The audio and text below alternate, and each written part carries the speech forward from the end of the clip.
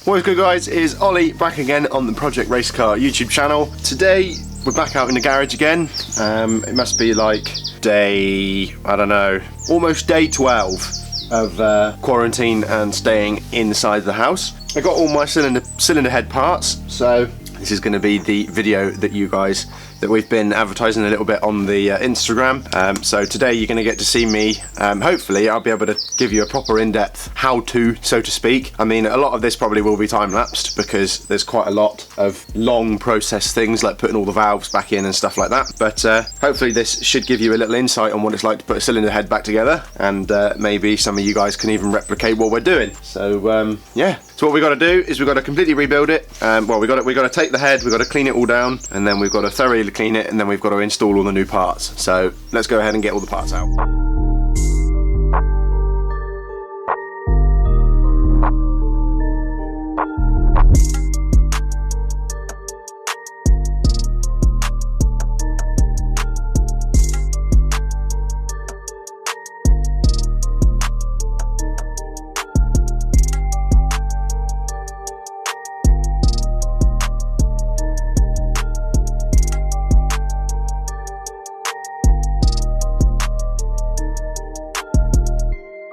Now all the seals are removed, I'm going to take the head outside.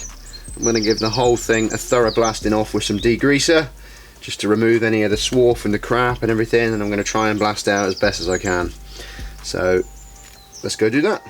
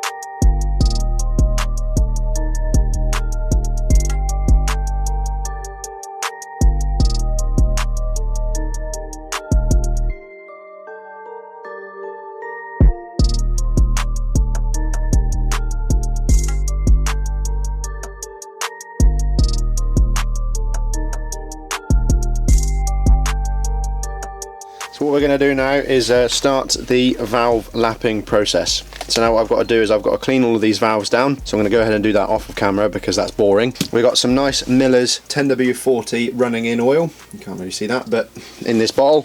What we're going to do is take the top off of that, dip the valve in the top of it so that we've got oil on the stem of the valve. Then we're going to go ahead and put it down inside the valve guide, and we're going to do that on all of the intake runners, as I've got all of my valves here laid out as they came out of the engine. I am reusing my old valves because there is nothing wrong with them, they're in really good condition. So yeah, we're going to go ahead and crack on. This one is not lapped yet, but what you should see all the way around the outskirt, the edge of the valve, is a complete chrome line from where you've cut the new seat, and that will mean that the valve will seal perfectly. So what we're going to do now is we're going to go through the motions of lapping the first inlet valve, so I can show you somewhat how it's done, and then I'm going to carry on and we'll time lapse the rest of them, and we'll go from there. Right, so with the valve in its guide, we're going to go ahead and open the tools that I bought for this job. And now you can buy these tools on eBay, they're all very cheap. So you want to get a set of plungers like this.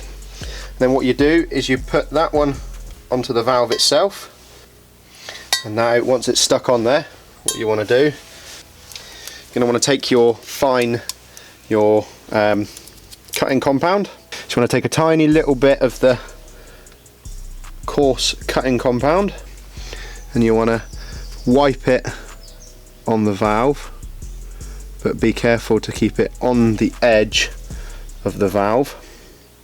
I'm going to use quite a bit. And then what you want to do is drop it back into its guide, and then you should hear it go from a coarse sound like you just heard to quite a nice and fine, smooth sound.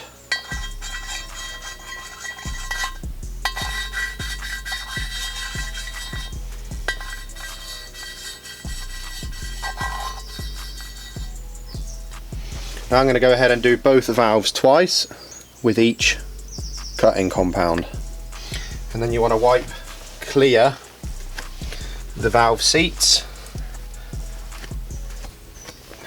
and then also wipe off the valve itself. So I'm going to go ahead and finish these off, and I'll roll the time lapse.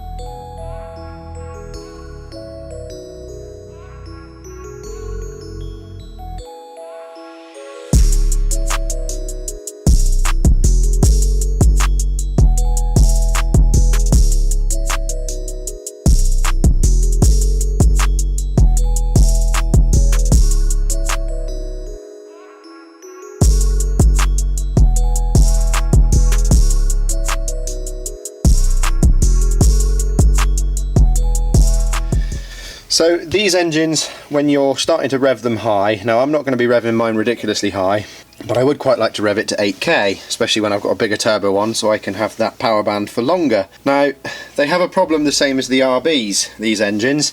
Now this right here is the oil pressure regulator that is built in the head.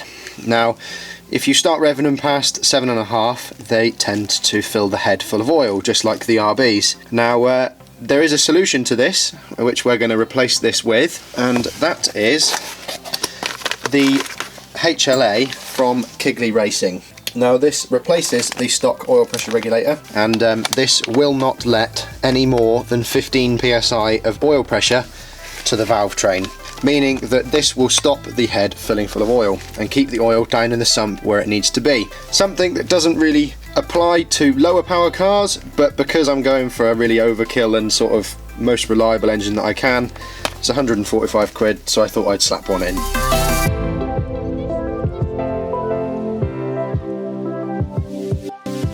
Okay, so that is going to be it for part one of the Evo 5-cylinder head rebuild.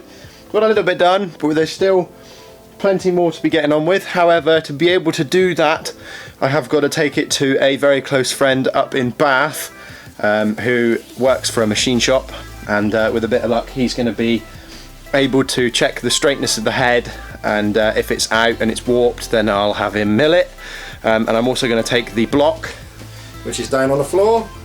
I'm going to take that with me and have the straightness of the deck checked as well, and if that is out as well, then I'll have that decked as well, and then we can check all the piston to valve clearances and stuff.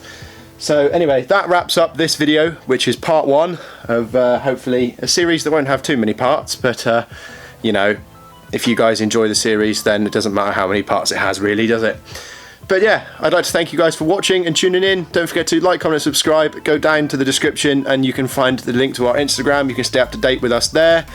And yeah, stay safe, whatever you're doing, and we'll catch you in the next one.